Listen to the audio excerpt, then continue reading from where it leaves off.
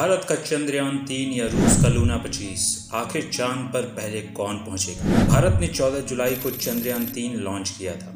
करीब महीने भर बाद 11 अगस्त को रूस ने अपना मून मिशन लूना 25 लॉन्च किया। लेकिन रूस का लूना 25 भारत के चंद्रयान-3 से 2 दिन पहले ही चांद के साउथ पोल पर लैंड कर जाएगा। लेकिन ऐसा क्यों? बहुत से लोगों के मन में यह सवाल है। तो इस सवाल के जवाब को जानने के लिए बने रहें हमारे साथ और चैनल को सब्सक्राइब करना ना भूलें। भारतीय अंतरिक्ष अनुसंधान संगठन यानी इसरो के लिए 23 अगस्त का दिन काफी महत्वपूर्ण होने वाला है। इसरो प्रमुख एस सोमनाथ के मुताबिक चंद्रयान-3 का लैंडर विक्रम इसी दिन चंद्रमा की सतह पर सॉफ्ट लैंडिंग करने वाला है। वहीं रूस ने भी 11 अगस्त को लूना 25 लॉन्च किया है। लूना 25 लैंडर भी चंद्रमा के दक्षिणी ध्रुव पर लैंड करने वाला है। भारत का चंद्रयान-3 और रूस का लूना 25 अपने साथ एक एक लैंडर लेकर अंतरिक्ष में गए ताकि चांद के दक्षिणी ध्रुव में यानी अंधेरे वाले हिस्से में उतरकर इतिहास रच सके। रूस ने 47 साल बाद चांद पर कोई अंतरिक्ष यान भेजा है। जानकारी के अनुसार 21 या 22 अगस्त को लूना 25 चांद की सतह पर उतरेगा। भले ही चंद्रयान-3 का लैंडर और लूना 25 का लैंडर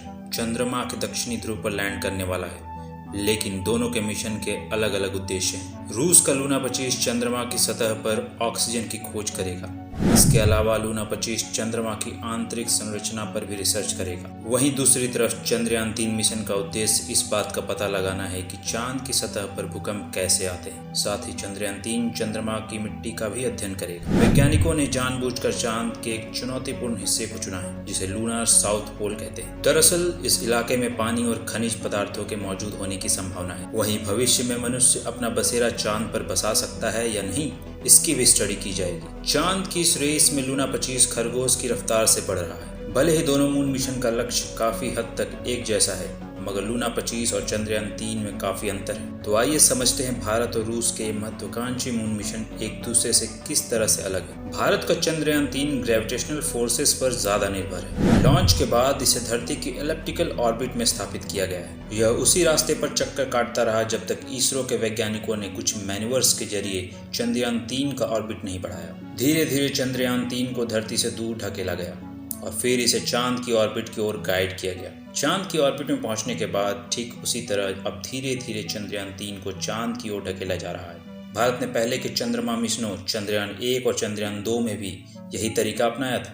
पृथ्वी के चारों ओर घूमने के बाद चंद्रयान-3 अब चंद्रमा का चक्कर काट रहा है। इस प्रक्रिया के जरिए रॉकेट का ईंधन कम खर्च हो रहा है। वहीं पृथ्वी जिस स्पीड से अपनी एक्सिस में घूमती है उसका फायदा भी चंद्रयान-3 को मिलता है। लूना 25 के मुकाबले चंद्रयान-3 दुगने वजन का है। वहीं दूसरी तरफ रूस के लूना 25 में हाई पावर रॉकेट लगा है जो ज्यादा ईंधन ले जा सकता है। रूस ने इसमें सुयोज 2.1 रॉकेट लगाया है। ये 46.3 मीटर लंबा है और इसका वजन 313 टन है। 4 चरणों के इस रॉकेट ने लूना 25 लैंडर को धरती के बाहर एक गोलाकार ऑर्बिट में छोड़ दिया है। यह इसे चांद की सतह तक पहुंचाने के लिए पर्याप्त ताकत देगा। सोयूज रॉकेट की वजह से लूना 25 को धरती की ऑर्बिट में इंतजार नहीं करना पड़ा।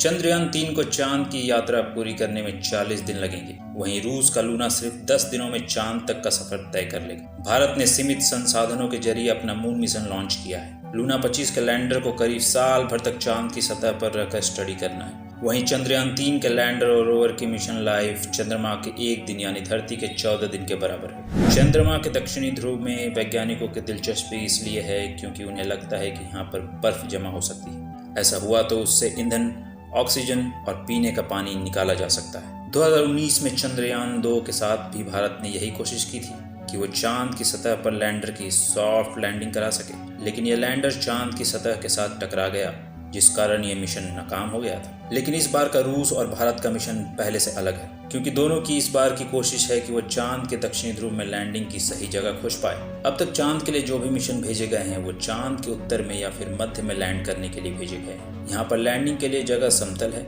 और सूरज की सही रोशनी भी आती है, लेकिन दक्षिणी ध्रुव चांद का वो इलाका है जहाँ रोशनी नहीं पहुँचती। साथ ही इस जगह पर चांद की सतह पथरीली, ऊबड़ खाबड़ और गड्ढों से भरी है।